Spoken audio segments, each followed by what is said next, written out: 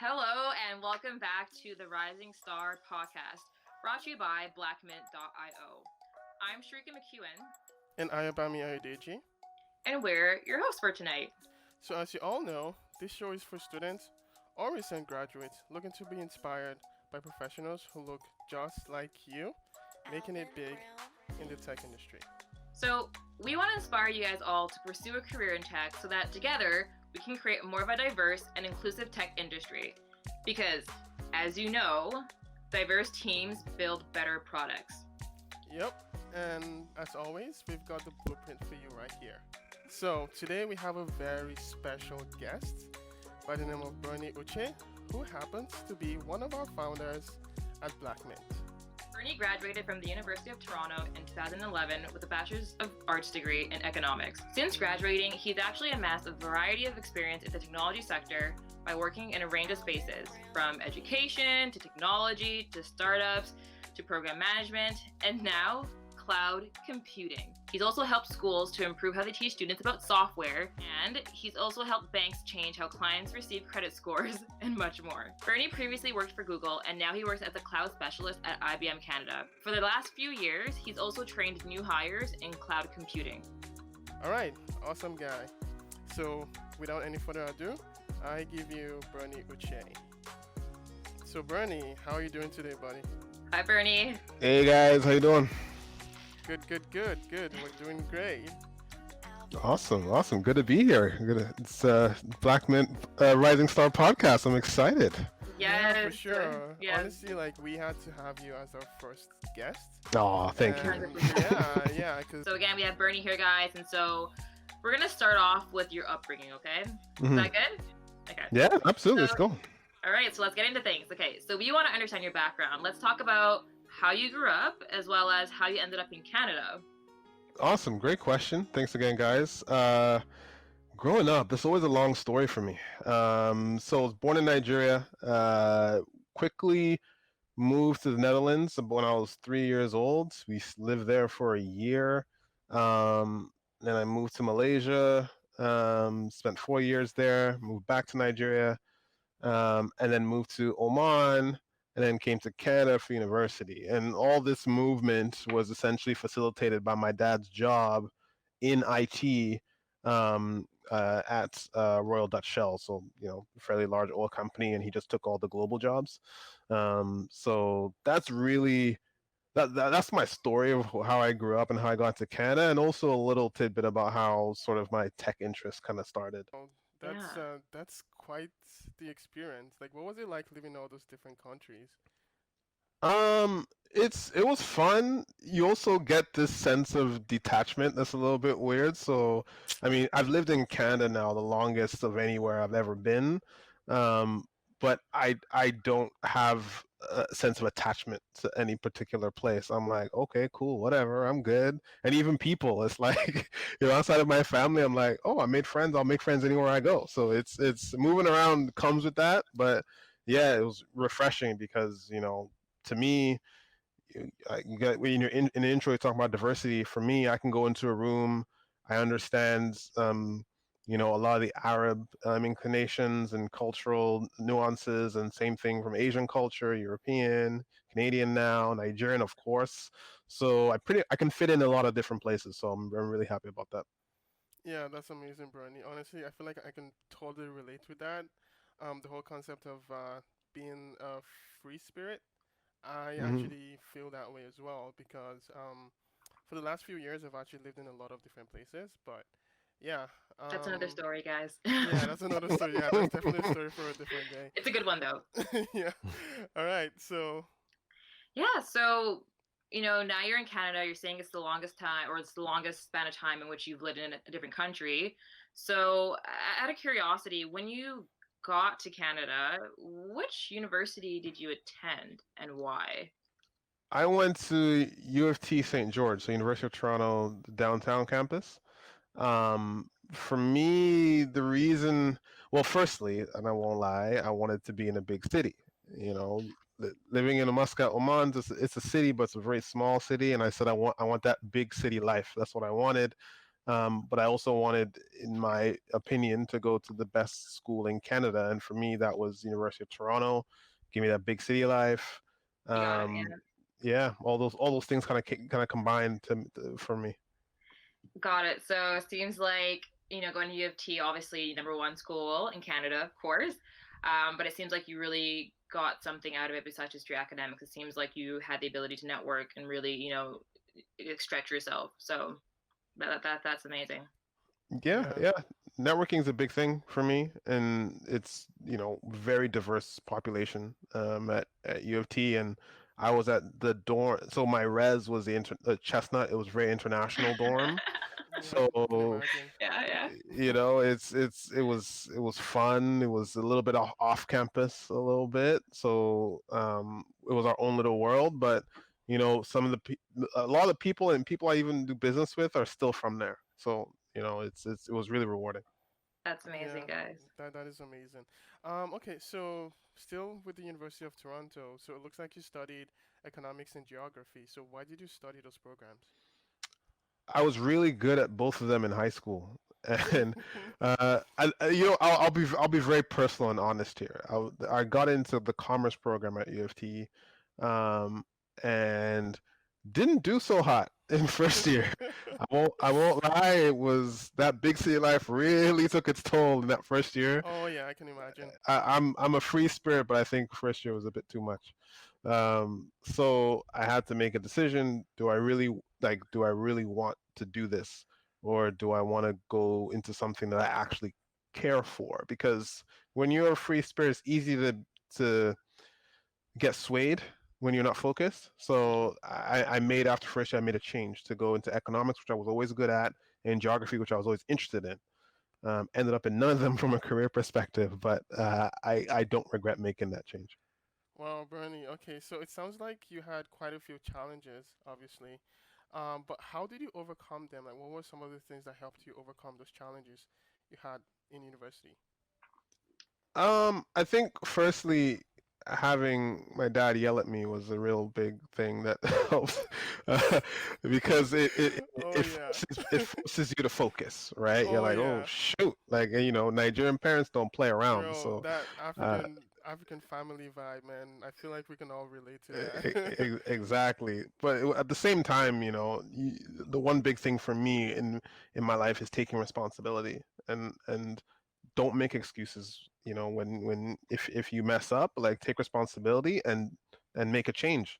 And so I had to do that. I had to knuckle down, and I decided that what I wanted the outcome of my university experience to be, and that was to succeed. So I really didn't have any options. I didn't give myself any other options but to do that. So um, having that tunnel vision to do that after I've already messed up, for me, was as how I overcame that challenge.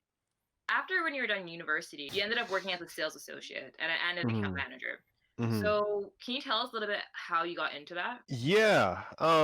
So the first job I actually got as a sales associate was for a small company that did environmental building projects, materials, and I got let go from that, actually. Funny enough, Wow, uh, in my didn't know that. probation period. So this is all the whole, overcoming challenges and stuff like that, right? Because Yeah. I think personally, I got too cocky for myself and too know-it-all, Mhm. and it actually affected my performance. So again, I had to assess and go, what am I doing? Why did this not go well? And I sort of realized that was when I started to get the itch, like, I'm really into tech on a personal side, right? Like, I do a lot of, like, little things here and there, and I'm into TechCrunch, Engadget, all this stuff. Like, tech is what I like. Like, maybe it's I'm just like, focus is not my thing. I'm not focused here. So I looked for tech opportunities. I got a job at CDW Canada as an account manager, and I don't believe in tooting your own horn necessarily, but I think when it's due, you should. Like, I tore it up, like, straight up. Like, I absolutely did really, really well there. And it's account management. You got to find accounts and you got to sell tech to them. And interesting story is they do a draft. So they hire like 20 Okay. people, and then they put you through the training program, and then they're watching you, and they do a draft, and then they Oh, that's go, perfect. okay, who like basically put you in the teams, like the sales manager. So like, who do we want? They picked me last. In fact, they traded. Well, one of the guys traded for me to get someone else. Ah, And Wow. Ouch. it wasn't because I wasn't good. Like we did our exams and everything, and I passed. But in sales, they have this. A lot of time, they have this thing about this cocky, arrogant kind of guy who jock that they think will do well. And I'm more of a consultative type of person. But I'm that type of guy. You count me out, and I'm like, cool. And I absolutely killed it. I was the only one oh who hit yes. this. I hit my sales goal 12 months in a row, which was absurd. No one ever does that. Like literally, I was the only Wow. Wow. one, and they actually have to apologize to me. So, That's Wow. um, that's definitely something. Wow. Wow. yeah, That's amazing.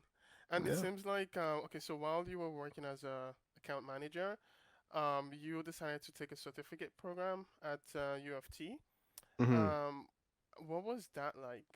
Why did you decide to take that program? So I actually took the certificate after I had left CW and went to a different company, Synergize. But however, the seeds of that were sown at CW because people had started to hear the word cloud and customers had started to ask the question, "What is that?"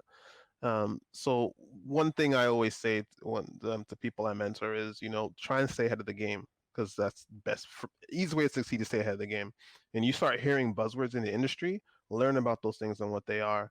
And I started to understand that, customers are starting to ask this question about what is the cloud and how can it help me? So when I left and I had more free time in this other job, I was like, oh, I'm going to take a certificate because I want to know, I want to be, ahead of the game. And it really, really helped me because it helped how I talked about technology, but also helped me essentially get to where I am right now, job wise. Wow. So once you Wow, wow, that's completed your amazing. Sounds like that pretty much. Yeah, it sounds like that pretty much laid that foundation for your career into tech, right? Hmm.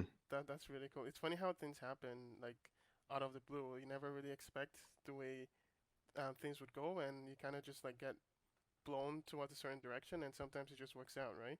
Oh yeah, yeah, for sure. I was very, very happy with how that turned out. But yeah.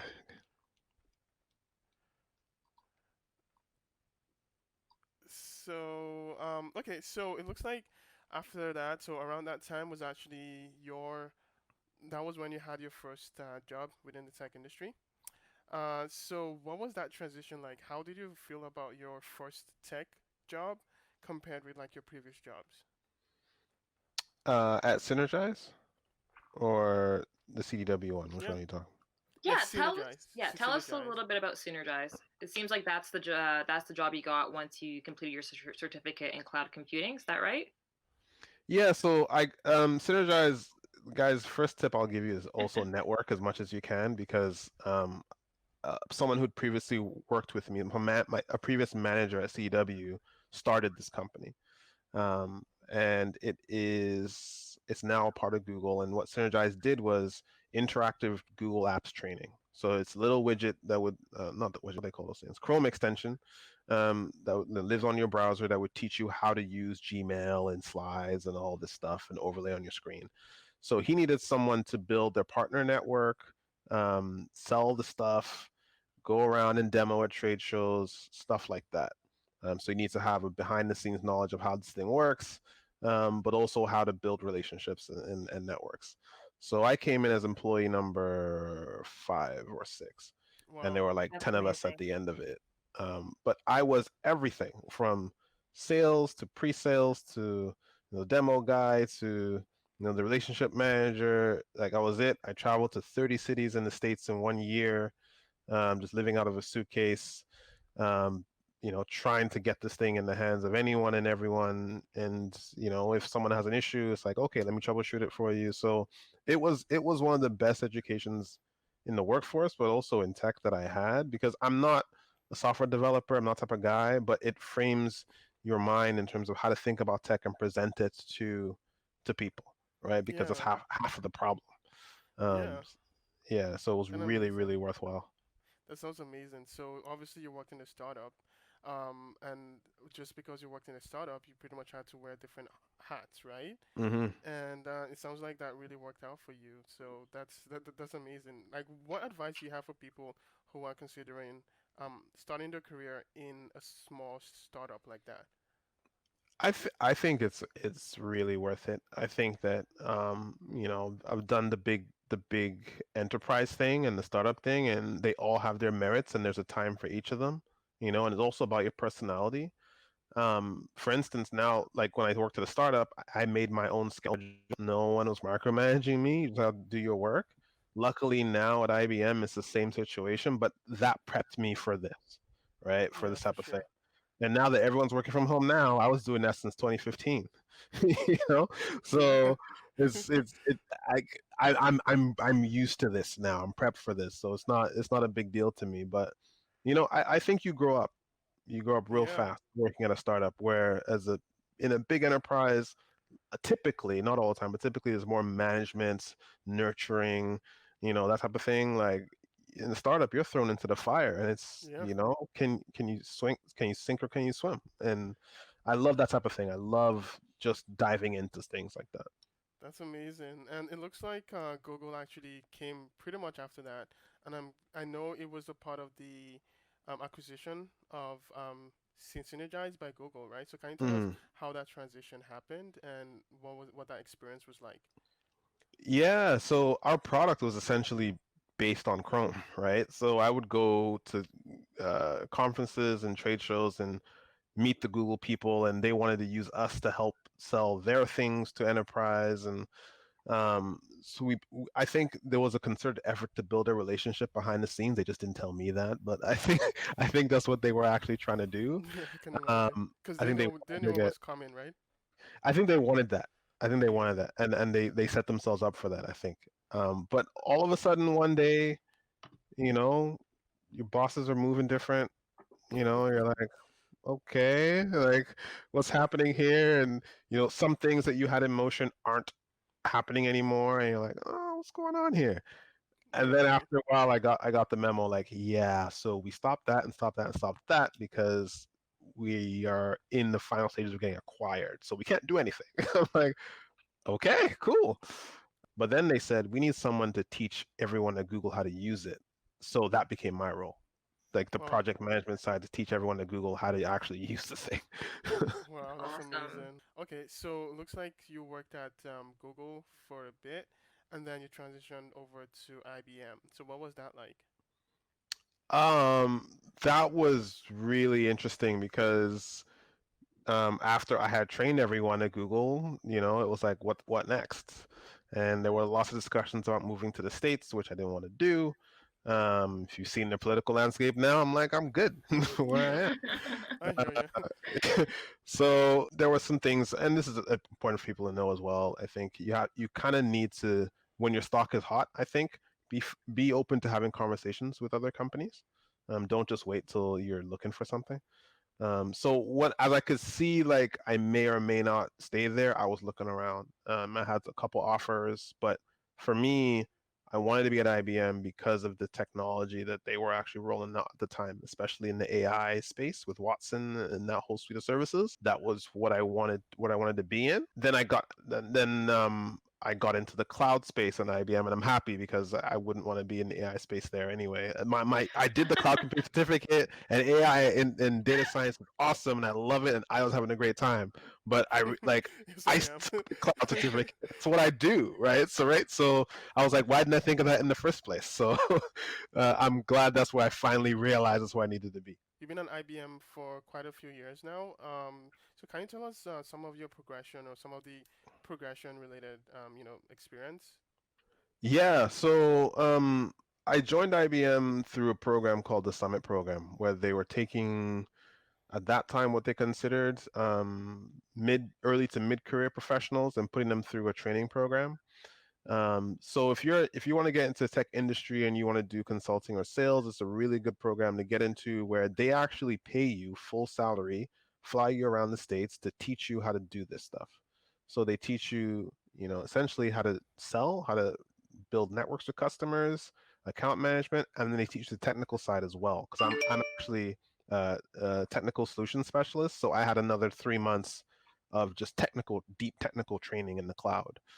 Um, so uh, I mean, you're getting paid good money to do 9 months of learning. Like, that's who does that? I couldn't That's believe. amazing. I recommend it to anybody out of university. If you can get into that, best education you can, like, work education you're gonna have. Um, then I got thrown to the deep end in my job. They gave me two huge clients, and they were like, "Okay, be the smart guy in the room, and make sure they understand all this stuff." So I'm flying to Alberta and to, supposed to, I didn't go to Manitoba, thank God, but to Alberta, and just working with the customer tech on the technical side of things. So I switched from regular sales to technical, where I have to know the nitty gritty of, the cloud and the software and everything. And I'm the smart guy in the room, quote unquote, drawing architecture diagrams, all this stuff. Wow, that's amazing. And look, I didn't know anything the first day I got there. I knew nothing. I had to pretend like I knew what I was talking about, but I didn't know anything. 4 years in, I think I know my stuff. But it's another thing of, even with all the training, jumping into the deep end and sink or swim. So that's essentially my career, is just throw me in and sink or swim, and luckily I've been swimming. So what advice do you have for our listeners who probably recently got like an opportunity to do something that they've never done before, or something that they feel they're not qualified for at this time? What advice do you have for them? Don't be afraid of it. Don't be afraid of it. I think the first thing that's really important is to understand what your goals are. Like, where do you want to be? What do you want to achieve? Who do you want to be? Right? Mm-hmm. And here at BlackMINT, we're here to help you figure that out. But as long as you can figure that out, you will consume new information. So I'm just going to quickly pause for a second. So, guys, something you actually may not know about Bernie is that he's actually one of the founders of BlackMINT. Well, okay, maybe you did know that. But, Bernie, can you tell us, how BlackMINT started and, what really inspired you to really get it off the ground? It's Thanks, been a Bernie. wild time in 2020. There's been a lot going on, and what I noticed was this felt different. I'm pretty sure everyone's companies reached out to the black employees to ask them, "Are you okay? And what can we do to support you?" While we definitely valued that and appreciated that, um, we kind of said, we do appreciate the support, but we don't want to leave it just in their hands, because some people's workplaces, they mean well, but actually, some of them even can't follow through. Not that they don't want to, they just can't. So we kind of said, you know what, we know that our biggest problem, in from a tech perspective, is that we're the only ones in the room most of the time, as black people, and to us that needs to change. So we said our goal is to get more black kids invested and interested in tech, in order to boost the share of black people in the tech workforce. And we said, mentorship, having someone to hold your hand, having a platform that you can leverage to learn as well, would be beneficial to kids. And that's how it got started. Bernie, can you tell us what exactly do you do at BlackMINT, as well as what are some of the exciting things that we have in store for our audience? So at BlackMINT, we're you know, it's interesting because we all wear different hats, and we all do lots of different things, and that's our thing. We want everyone to dabble in whatever they're interested in. For me, I sort of take the partnerships role, so the head of partnerships and collaboration. And it's, again, for me, a piece of advice for kids is, if you're skillful at something, you can apply it to multiple different areas, right? And for me, it's building relationships and networks with people. That's always been my thing. So I'm working to find partners who can help us develop programs that we can deliver to kids, so that, to expand their scope in tech. So we're building a decent network of partners, and some things are coming down the pipe that we're really excited about, and some partners that we think you're going to really enjoy learning from. So yeah, watch this space for that. That's awesome, Bernie. Honestly, like I feel like no one could have put it better than you just did. We do have some great plans for Black Mint, and definitely watch the space, like you said. My next question for you is: have you had any mentors? And if so, what impact have they had in your life? Oh yeah, I've had lots of mentors from previous bosses.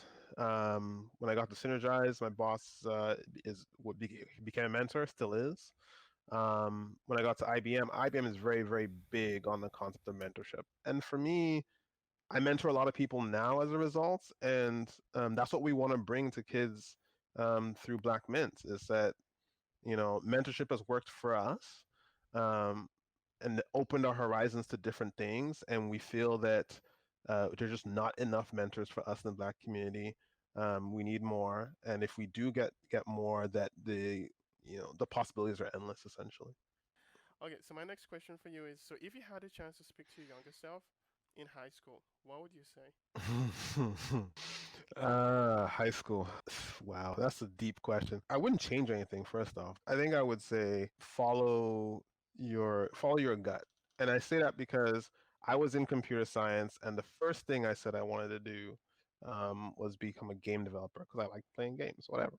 But maybe it's not realistic at that point, but I never did anything to follow through on that, right? So in some sense, tech was always something I was going to get into, whether because of my family ties and my dad and my own interest in gaming at the time. I probably would be even further along my career if I had started at an earlier age. But if you have that interest and have that idea, talk to people. That's what we're trying to provide here. Um, Talk to people that you think understand it to help you get an idea, because maybe that gut instinct isn't for you, right? But unless you follow it through and talk to people about it, you're not going to know. And I didn't do that. I just went around being like, okay, I'm good at this and good at that, I'm going to do that in university, as opposed to following through on an idea I had. So follow through, find mentors, talk to people you think are connected to that, and find out what it's like, and then you'll see if you can proceed. Honestly, Bernie, that was really, really good because I can relate to starting late, starting in the direction that you currently are a little bit later than you wish you did. I do have a big story on that as well, but that's for another day. So yeah, definitely watch this space, guys. We've got some amazing stuff for you. All right. So now that we, got to know more about you, Bernie, and where you are currently, what's the next step for you on your career journey? The main thing for me is to continue growing. I want to be considered a thought leader in this space. So, lay all my cards on the table. I'm a cloud specialist. I've done a lot of work, and I do speaking engagements here and there. But I want to be the go to guy that people look to and go, at this conference, is always Bernie from wherever, IBM or wherever it is I end up, and people look to me for that knowledge as the guy. It might be lofty, but hey, someone's got to do it. So why Yeah, for not? sure. Why not someone who looks like me? So, guys, just as a little tip there, always have a vision, always know the long game, and just be patient because you'll Hmm. get there.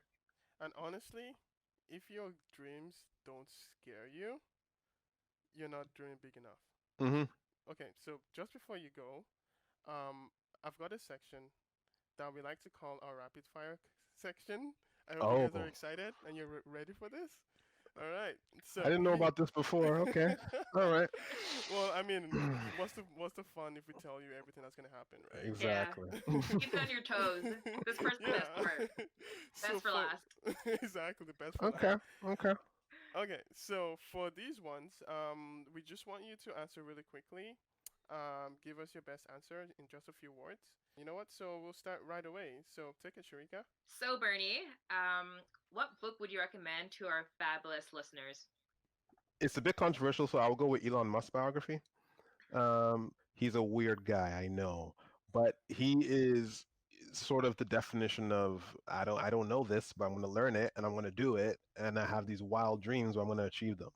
So a lot of what I just said sort of equates to how his mentality is. So his biography is great. Next question. What's an emerging trend in the tech space that you'd like to share with us today? So I would say serverless computing.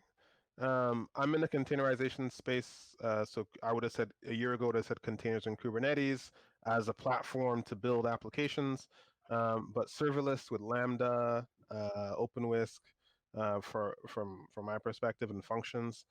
That is the latest and greatest thing that's going to be very, very big in about 2 years, I would say. So read up, and get ready. My first question is, so if you had a chance to meet anyone in the tech space, I feel like I already have the answer to this one, but who would it be? Anyone in the tech space? Anyone, eh? Okay. Weirdly enough, it would be Tim Cook at Apple. Oh, really? Okay. Okay, okay. Yeah, yeah, and it's not because it's mostly because I want to know how that company works. Like they're Yeah, so secretive yeah. that I don't get it. I Like, don't get, honestly, I don't get how they do it either. It's crazy. Okay, All so right. next question. What's your favorite and least favorite technology product and why? This is a good one. what's my favorite? Technology product. And Oh, least favorite. okay. So my favorite technology product is a Tesla. That car, to me, Okay, that okay, car that's a good one. is tech. It's not a automobile. It's a computer on wheels. I'm lucky to have one. And it's an amazing piece of technology. So that's my favorite piece of tech. And my worst, Yeah. Yeah. I really think, and this is not gonna sound good. I think Windows PCs suck. Can you share one skill or characteristic about yourself that made you successful? Um, I would say resourcefulness. Um, for me, I see myself as just a person that I can get it done. If I say I want to do something, I don't give myself excuses. I say I'm going to do it. And most of it is because I know, as I said earlier, who to go to learn from, where to go to get information. People ask me all the time, "Oh, what is this?" And I'm looking at my screen like, "They're really asking me this?" Okay, and I know where to go find the answer if I don't know it right Yep. now. And some people will spend days trying to figure it out, and I'm like, research is very, very important. You can figure this thing out. Um, but that resourcefulness is driven by determination. Don't make excuses. If I want to do it, I will do it. If I don't want to do it, it may never get done. Exactly. I might procrastinate forever if I don't want to do something. But if I want to do it, I'll make it happen. And I think a lot of people need to know what they want in life. And if you figure it out, and we'll help you do that here, hopefully, um, that's the first thing because you're going to be determined and driven and resourceful to achieve what it is you're passionate about. Honestly, like I feel like this has been a really good first official interview Yeah, we chose a episode. really great guest for today. Yeah, yeah, for You, sure. I hope you guys, honestly, like even I feel inspired. you, Literally. I you feel guys inspired. are great and doing a great job. And I just want to give you guys a shout out because as we've been putting BlackMINT together, Io and Shrika have been essential. Really, really impressed by what you guys are doing, and the show is great. And we keep saying watch this space, but watch what they're going to bring to the table. It's going to be Watch amazing. this space, like Bernie said, guys. So yeah, so thanks a lot, guys. This has been great. I hope the listeners really enjoyed this episode. Before we let you go, just one last question. Do you have any last advice for our listeners? You know, this tech industry, is what I would consider recession proof. And it's not just coding. I hope we've got that from our discussion. It's not just coding. It's not just being an IT admin. Some people might think that it's, for nerds and not like sexy. But like, if you look at the three of us who are on this right now, like none of us took the traditional path, but where we're in is really an industry that I think is going to take us to where we want to be in life. So my advice is open your horizons, open your mind, because tech really is actually is huge, and you can do whatever you want to do in the tech industry. It doesn't have to be what you traditionally think it is. So, and we'll help you understand what that looks like. So again, guys, this was another fabulous episode of the Rising Star podcast. We had Bernie Uche join us today. Again, he's one of the leading founders of BlackMINT. Until next time, guys. Bye, guys. Bye, guys.